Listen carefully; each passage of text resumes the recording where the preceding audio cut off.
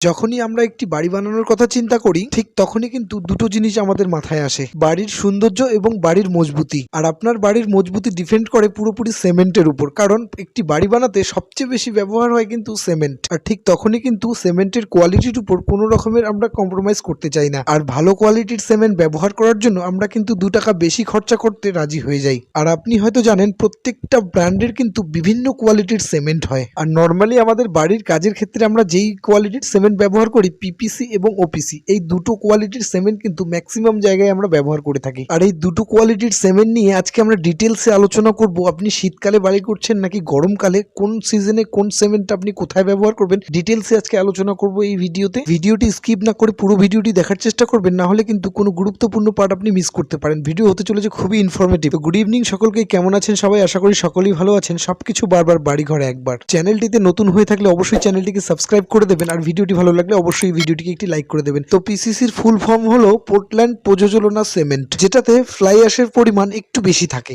যেই সিমেন্টটাকে আমরা যে কোনো কোম্পানির প্লেন সিমেন্ট হিসেবে চিনি। আর ওপিসির ফুল ফর্ম হলো অর্ডিনারি পোর্টল্যান্ড সিমেন্ট। এই সিমেন্টটা কিন্তু আমরা যে কোনো ব্র্যান্ডের সুপার অথবা প্লাস হিসেবে চিনি। পিপিসির তুলনায় ওপিসি সিমেন্টের দাম কিন্তু ম্যাক্সিমাম সময় 30 থেকে 40 টাকা বেশি থাকে। আর যেহেতু পিপিসি সিমেন্টের তুলনায় ওপিসি সিমেন্টের দাম বেশি, সব জায়গায় কিন্তু আমরা ওপিসি সিমেন্ট ব্যবহার করার চেষ্টা করি, আর সেটা আরসিসি হোক অথবা পিসিসি। আর এখানেই কিন্তু আমাদের সবচেয়ে বড় ভুল হয় একটি বাড়ি বানানোর ক্ষেত্রে, কারণ যেখানে আমাদের পিপিসি সিমেন্ট লাগবে আমরা সেখানে কিন্তু পিপিসি সিমেন্ট ব্যবহার করব, যেখানে ওপিসি সিমেন্ট আমাদের দরকার পড়বে সেখানে কিন্তু আমরা ওপিসি সিমেন্ট ব্যবহার করব। তাহলেই কিন্তু একটি বাড়ির ক্ষেত্রে সঠিক কাজ হবে। তো প্রথমেই আমরা জানবো দুটো সিমেন্টের মধ্যে কি কি পার্থক্য রয়েছে, তারপরেই আমি আপনাদেরকে বলবো কোন জায়গায় কোন সিমেন্ট আপনারা ব্যবহার করবেন। যে কোনো কোম্পানির যেটা ওপিসি সিমেন্ট রয়েছে, অর্ডিনারি পোর্টল্যান্ড সিমেন্ট, সেটাতে কিন্তু মেনলি 3টে গ্রেডের হয়, 33 গ্রেড, 43 গ্রেড এবং 53 গ্রেড। আর এই প্লেন সিমেন্টে যত বেশি গ্রেডেড হবে সেটা কিন্তু তত তাড়াতাড়ি সেট হবে। আর পিপিসি সিমেন্টে কিন্তু কোনো রকমের কোনো গ্রেড হয় না। আর ওপিসি যে সিমেন্টটা রয়েছে, যেটাকে আমরা সুপার অথবা প্লাস হিসেবে চিনি, আর এটাতে প্রযোজনা কিছু কেমিক্যাল মিক্স করা থাকে যাতে করে এটা ওয়াটারপ্রুফিং এর কাজ করে। আর সেই জন্যই কিন্তু এই সিমেন্টটা দিয়ে ম্যাক্সিমাম ক্ষেত্রে ছাদ ঢালের কাজ হয়। এর পরের পয়েন্ট হলো হিট অফ হাইড্রেশন।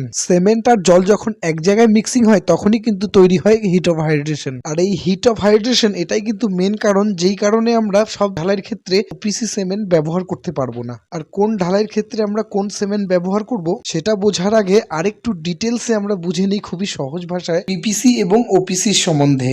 যেহেতু পিপিসির তুলনায় ওপিসি সিমেন্টে কিছু কেমিক্যালের ভাগ বেশি থাকে, আর সেটা একটু অ্যাডভান্স কোয়ালিটির সিমেন্ট, আর ওপিসিতে কোনো রকমের কোনো ফ্লাই অ্যাশ মিক্স করা থাকে না, সেই ক্ষেত্রে কিন্তু পিপিসির তুলনায় ওপিসি সিমেন্টে হিট অফ হাইড্রেশন বেশি হয়। যার ফলে আমাদের একটি বাড়ির ক্ষেত্রে যেসব জায়গায় আমরা পিসিসি ঢালাই করি সেসব জায়গায় কিন্তু ক্র্যাক চলে আসে। আর আমাদের বাড়ির ক্ষেত্রেও কিন্তু 2 ধরনের ঢালাই হয়, পিসিসি এবং আরসিসি। পিসিসি আমরা সেই ঢালাইটাকে বলবো যেটা প্লেন সিমেন্ট কংক্রিট হবে, যেখানে কোনো রডের ব্যবহার হবে না। আর আরসিসি বলতে রেনফোর্সমেন্ট কংক্রিট, যেই ঢালের ভিতরে রড ব্যবহার করা হবে সেটাকে কিন্তু আরসিসি বলবো, আর যেটাতে রড থাকবে না সেটাকে কিন্তু আমরা পিসিসি বলবো। আর আপনার বাড়ির ক্ষেত্রে যেসব জায়গায় রডের ব্যবহার হবে না সেটা কিন্তু আপনি অবশ্যই দেখতে পারবেন। এরপর আমরা কথা বলবো কম্প্রেসিভ স্ট্রেংথ নিয়ে, কোন সিমেন্টটা কতদিনে কতটা শক্ত হতে পারে। ওপিসি সিমেন্ট 3 দিনের compressive strength 30 Newton per mm square, PPC cement 3 দিনের compressive strength 29 Newton per mm square. তো খুব তাড়াতাড়ি শক্ত হওয়ার ক্ষেত্রে পিপিসির তুলনায় ওপিসি সিমেন্ট অনেকটা এগিয়ে। আর এটাই যদি আমরা 28 দিন পরে লক্ষ্য করি, OPC 55 newton per mm square এবং PPC 56.5 newton per mm square. তো ওপিসির তুলনায় পিপিসি কিন্তু 28 দিন পরে কিছুটা বেশি শক্তিশালী হয়। এবার আমরা দেখব